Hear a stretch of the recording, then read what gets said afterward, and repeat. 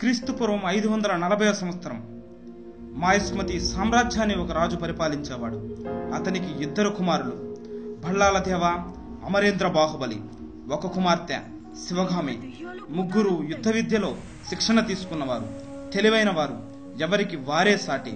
తండ్రి చనిపోతూ రాజ్యాధికారాన్ని బాహుబలికి అప్పగించి చనిపోయాడు. బాహుబలి తన నేర్పుతో రాజ్యాన్ని పరిపాలించాడు. బాహుబలికి అపారమైన కీర్తి వచ్చింది. దీనిని చూసిన భళ్ళదేవ ఓర్వలేకపోయాడు. సరైన అవకాశం కోసం ఎదురు చూశాడు. బాహుబలి దేవసేన అనే అపూర్వ సుందరిని ప్రేమిస్తున్నాడు. భళ్ళదేవ దీనిని అంగీకరించలేదు. మనిద్దరిలో ఒకరే మిగలాలి, యుద్ధం జరగాలి, వారే రాజ్యానికి రాజు అన్నాడు. తన సోదరుడి రక్తం చూడటం బాహుబలికి ఇష్టం లేదు. తన రాజ్యంని వదిలి వెళ్లి దేవసేనను కైలాసానికి తీసుకుని పోతాడు.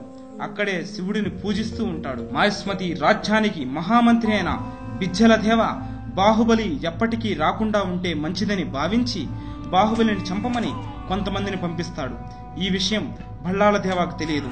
చివరికి బాహుబలి ఉన్న చోటికి చేరుకున్న సేనలు అతన్ని చంపే ప్రయత్నం చేశారు. బాహుబలిని తీవ్రంగా గాయపరిచి చనిపోయాడు అని అనుకుని వెళ్లిపోతారు. దేవసేనను కూడా చంపే ప్రయత్నం చేస్తారు. కానీ దేవసేన ఎంతో నేర్పుతో ఆ సేనల నుంచి తప్పించుకుని గంగానది ఒడ్డున చేరుతుంది.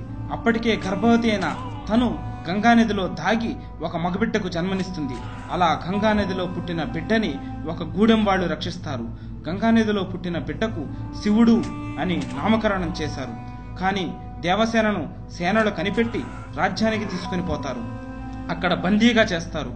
కొంతకాలానికి శివుడు పెరిగి పెద్దవాడయ్యాడు. ఒకరోజు తన మేనత్త అయిన శివగామి కూతురు అయిన అవంతిక ఆట విడుపు కోసం అక్కడికి వస్తుంది.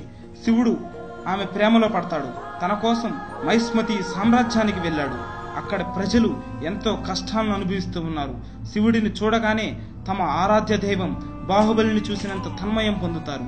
నన్ను ఎప్పుడూ చూడని కళ్ళు దేవుడిలా ఆరాధిస్తున్నాయి, నేనెవర్ని అని తన గురించి తన తండ్రి గురించి తెలుసుకుంటాడు.